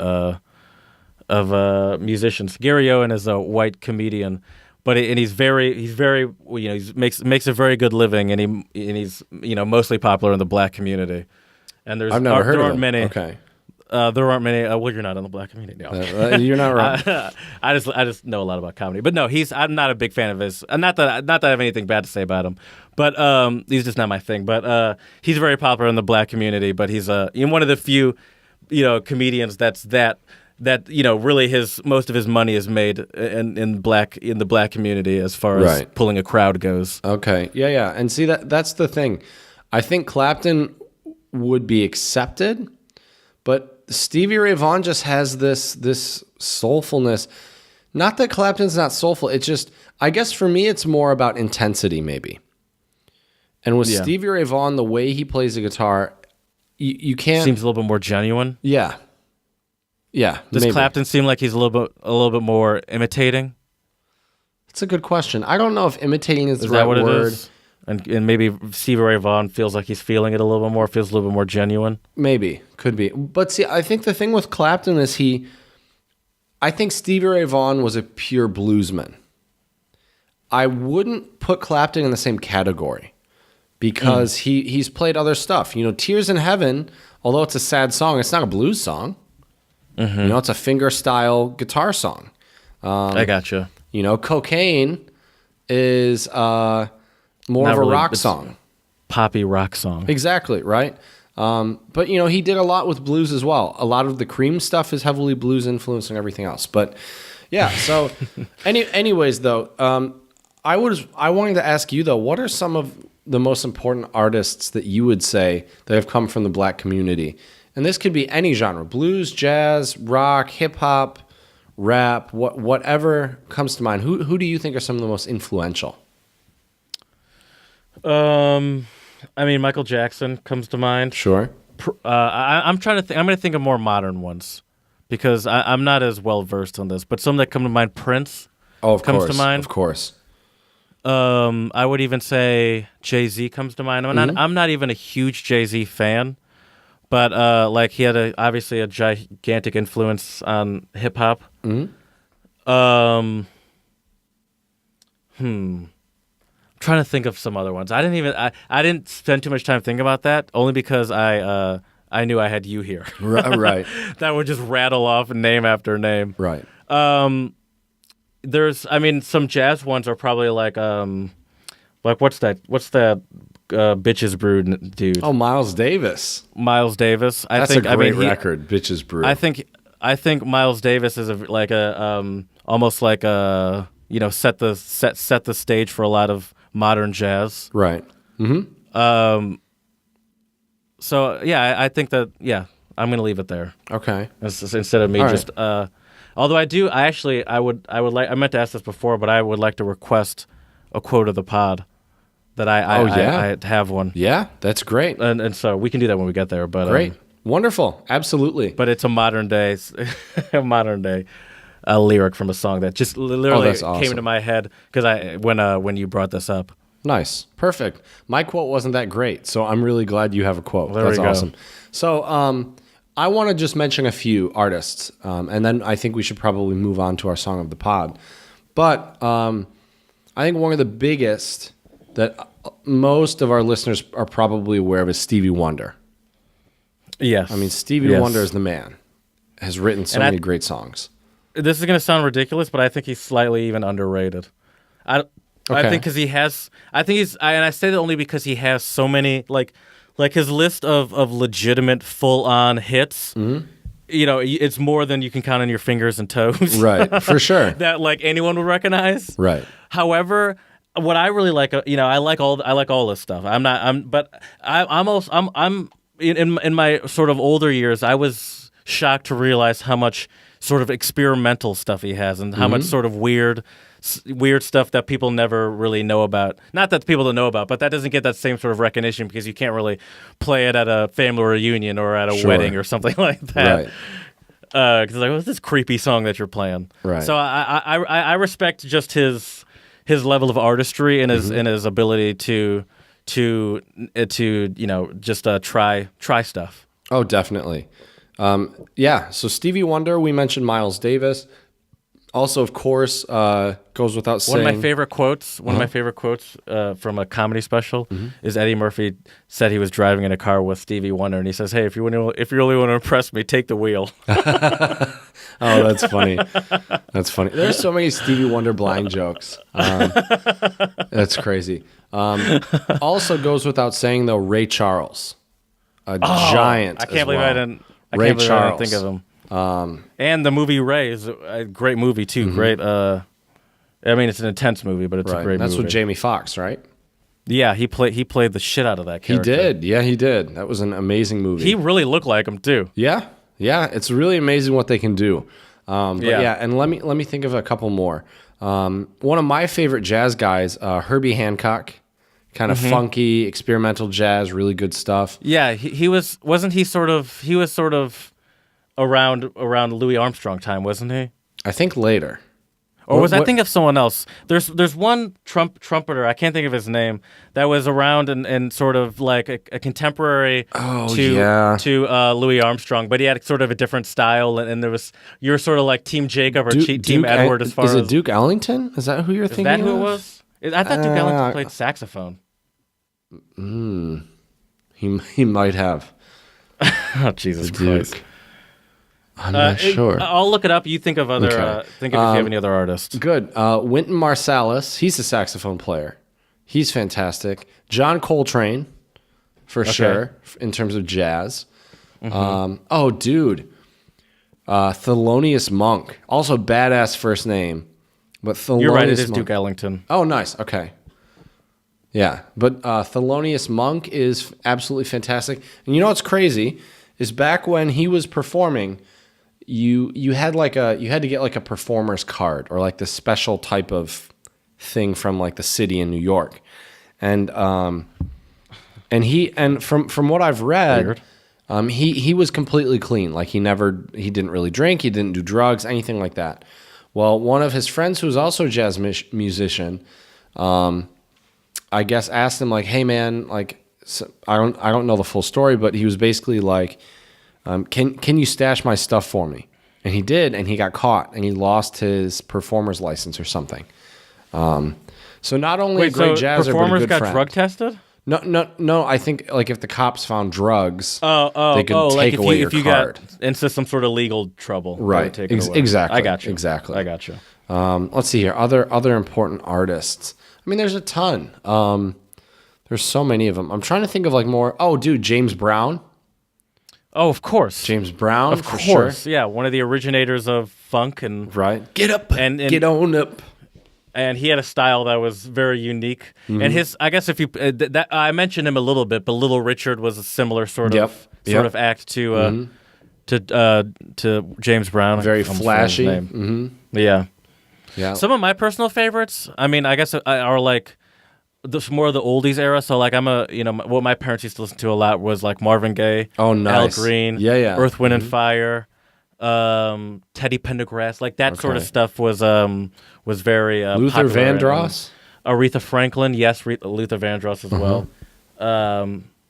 That sort of stuff. Yeah. Okay. And one of my favorites that is not very well known, and I've seen him in concert and I've met him, is Richie Havens. Okay. I've heard the name, but I'm not. So familiar. Richie Havens, you're wearing a Woodstock shirt right now, right? That's what that bird is. And Richie Havens opened Woodstock. He's like a folk guy, has an amazing voice. And dude, when I met him, I shook his hand. His hands were like this. Like giant they were hands. huge. And so what he does is he plays the guitar kind of angled down like this a little bit and plays mostly with his thumb, his index finger, and his middle finger like this. Like thumb goes Just because over. he has so much range, or he can like wrap it all the way around. Yeah, he wraps it around, and he also plays with an open tuning usually. So it's Okay. just, all you have to do is a major and a minor chord, you just switch. That's why you would need your index finger. You would just need that, Of course. But yeah, so anyways, I'm glad we're at least on YouTube now so people can see me doing all these weird hand gestures. But Once again, that could if they turn off the volume and just saw those hand motions, they might not that's think true. you're talking about guitar. That's true. But yeah, so he's a great one as well, Richie Havens. But now let's move on to unless you have any more. No, that's good. Let's I'm move good with on that. to one of my favorite, to be honest, of the Three Kings, Freddie King. And so this song is called Guitar Boogie, and I sent you the link to it a while ago, and I want to ask you, Jared, what are your thoughts on Guitar Boogie? One, I felt like I could hear a lot of the a lot of Jimi Hendrix or not Jimi Hendrix influence, a lot of where Jimi Hendrix influence comes from, and there like it sounded, and also I like that he's not only is he an amazing guitarist, obviously, but he's such a performer. Oh yeah, I like with his face and with sort of his ad libs. He's such a performer, and there's no words in it. I don't think it's an instrumental. But it's like it's so easy to just like roll along with the whole thing. Like it always kind of it doesn't surprise me when it ends because it doesn't end abruptly. But it's always like, oh man, it's coming to an end. Like you can just like it's almost like you're on a road trip in like the 60s or something, and you're like smoking chains, like you're the Blues Brothers or something. Right. Yeah, it's a great song. It's like a really up tempo. Excuse me, up tempo instrumental. And if you're a guitar player, you're definitely gonna love this song. But if you need a pick me up in the morning, if you're feeling a little tired, make that your alarm. Yeah, pop this on. I don't think you will ever start your day with your feet out of the window if you're listening to this song. That's for sure. No, you'll start your day shaking, jumping. You'll jump out of your bed shaking. Right. And what's interesting about him as a guitar player is if you watch the video, sorry, I'm going to nerd out for a minute. If you watch the video, he actually uses a thumb pick. So a thumb pick it's like this piece of plastic, you wrap it around your thumb and it comes down like this, right? So what that means is your fingers are free because a regular pick you have to hold like this, right? Well, really like this. But a thumb pick, it's different. And I think he might have also used finger picks, which is usually what they use for banjo. Some guitar players use them. And it's like a hook, metal hook that goes down this way. But it gives the guitar a different... the finger? I have. Have you tried They're the not finger for pick? me. It feels unnatural. Yeah. But yeah, that makes sense. Yeah. But it's just fun watching him play. And you're right. He makes a lot of great guitar faces. And he is definitely one hell of a performer, for sure. Yeah. I've heard of the Three Kings, but I've never really heard much of his music. Right. And he was a huge influence on Eric Clapton, Jimi Hendrix, Stevie Ray Vaughan. And sadly, he died fairly young. But I think he was in his 30s, wasn't he? Yeah. and they called him the Texas Cannonball because he was a big dude from Texas. Yeah, and he was literally built like a cannonball. Yeah. He was very round. Yeah. But yeah. So check that out on our Twitter, Untranslatable1. We hope you enjoy it. It is an absolutely fantastic song. We figured we could not have a song in the pod and not have it be one of the Three Kings. So there you go. Of course. All right, Jared. So time for a little Czech quiz for you. Our next episode, I will start to give you more useful survival phrases because you will be here very soon. Run a countdown. Exactly. That's true. But this one today is still context related. So the word is hudební nástroje. Hudební It sounds like it nástroje. would be some form of a celebratory term. It does sound like it, but that's not what it is. Is it Negro music?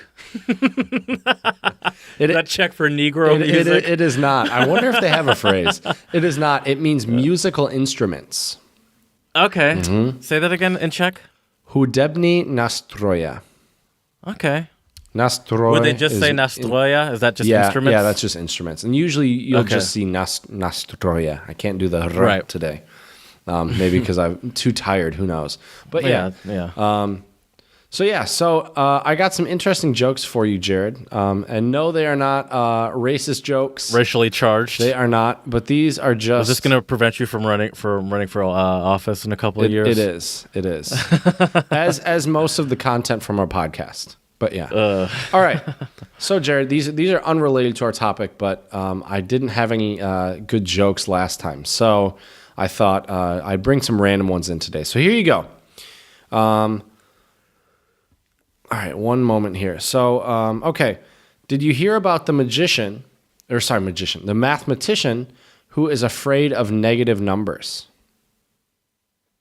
No, I did not. Tell me about him. He will stop at nothing to avoid them. There's something I'm missing here. So the mathematician is afraid of negative numbers, right? Uh-huh. He'll stop at nothing or zero to avoid them, right? I got you. Right? There we go. I got you. Why do we tell actors to break a leg? Because they're full of themselves and we like to see them get hurt. Well, the joke makes me cough. No, it's because every play has a cast. All right, that's pretty good. That's Right? Little play on there. words, exactly. And here you go. This one could be viewed as being a little racially charged. Helvetica and Times New Roman walk into a bar. What does the bartender tell them, Jared? We don't serve your kind. Get out of here. We don't serve your type. Yeah. Pretty good. All right, and the last one I got for you is what do you ask someone who spills their Scrabble board letters on the road? What's that? Do you have a vowel? No, you have to ask know why that them made what's me the laugh. word on the street. Oh my god. That's a bad joke. That's a Gias right there, I'm pretty sure. That's definitely a Gias. I almost felt mad at myself. Like I almost in my head I was like, don't laugh at that. I'm sure that's in your head for the majority of the stupid jokes that I tell, if we're being honest. Oh my god. That's too good. All right. Well, I guess this time I'll close it. I'm not going to close it out. That's you. But I have the quote of the pod, and this came to me when you brought this up because this is kind of by J. Cole, and this is off his last album, KOD, I believe. Let me check. I'm not sure, but I have my iTunes right here. I can check what it's like real quick. So I believe this is yeah. So it's off his last album, which is I didn't think I was actually going to say all this information. Okay. It's all so good. his last album was 2014 Forest Hills Drive, and the song is Fire Squad. and he has I'm just gonna read the whole verse. It's not that long, but I'm Okay, gonna read it. go for it. And it came to me and you'll see why when I read it. History repeats itself, and that's just how it goes. Same way that these rappers always bite each other's flows. Same thing that my nigga Elvis did with rock and roll. Justin Timberlake, Eminem, and then Macklemore. When silly niggas argue over who gonna snatch the crown, look around, my nigga. White people have snatched the sound. This year I'll probably go to the award, dap it down. Watch Iggy win a Grammy as I try to crack a smile. I'm just playing. Oh, and nice. then he keeps going. All good jokes contain true shit is what he says after that. But yeah, it was just a commentary on how black people are arguing over who's stealing whose sound, when it's really like, yeah, but look at all these people profiting off of all of us while we argue over these petty things. And didn't Eminem even say that in one of his songs, like to do black music so selfishly? Oh, what song is that? Doesn't matter. I'm very curious. We'll figure it out after. We'll look into it after. Without Me by Eminem. Okay. That's early. Yeah, and he talks. He references it in the song. He also references Elvis as well. So yeah, yeah. Oh yeah, he'd be a fool. I mean, especially someone that's so good at like being taking the shot at himself. Mm-hmm. He'd be a fool not to reference the fact that he's one of the few white people doing it in the game. Right. Right. He's one of the ones that's expertly set up to be good at talking about that, because he's very okay and good at shitting on himself. Right. And just to kind of wrap our episode up today, that's a big part of it is giving the props. I guess also being able to make fun of yourself isn't really related to it, but no, you don't have to make fun of yourself. Right. But I think you should give props, like we talked about with Bruno Mars, with Eminem. Mm-hmm. Some of the rock artists in the 60s and 70s also gave props. Not all of them did. Some of them did. So it's very important. I listened to a interview. Steven Tyler was on Joe Rogan a couple months ago. Uh-huh. And he was Joe Rogan was asking about where his influence comes from, and he just straight up said, I don't know if this is giving props or not, but he just straight up said he wanted to be like the black artist. Yeah.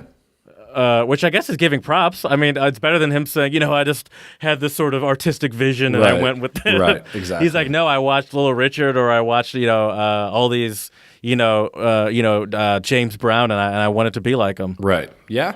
I mean, and these are all. And it's like, I guess that's just giving props.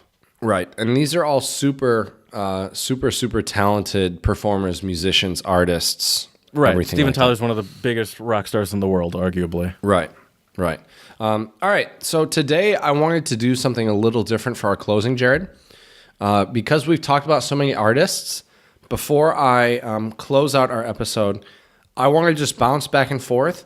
Let's just name a couple artists that we've talked about today, so our listeners can easily remember some of them to go back and check out. So I'll let you start. Prince. Freddie King. Robert Johnson. Okay. Duke Ellington. Jimi Hendrix. Oh, that's a great one. James Brown.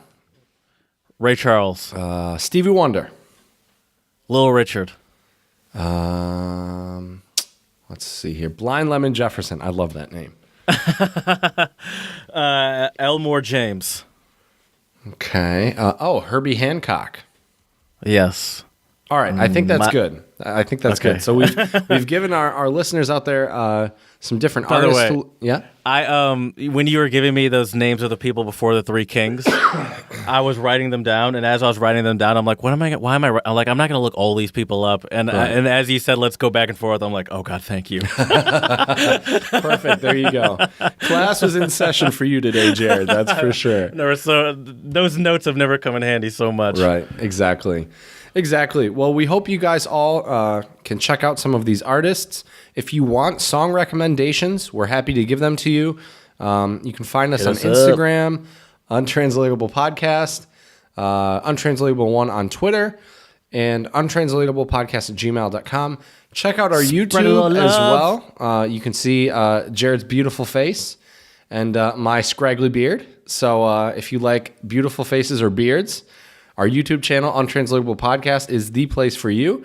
And we have one other exciting announcement for today, and that is that we will be appearing in a very newly released episode for the Expat Cast with Nicole. She's an amazing betcha. woman. It's a great podcast. Give it a listen, guys. Spread some love. Show some support. Once again, it's the Expat Cast. It will be out, I believe, on Thursday. Is that right, Jared? You betcha. All right, perfect. So check that out, and we're looking forward to hearing from all of you. We hope you enjoy. Thanks a lot. And as we say here at the Untranslatable Podcast, Děkujeme.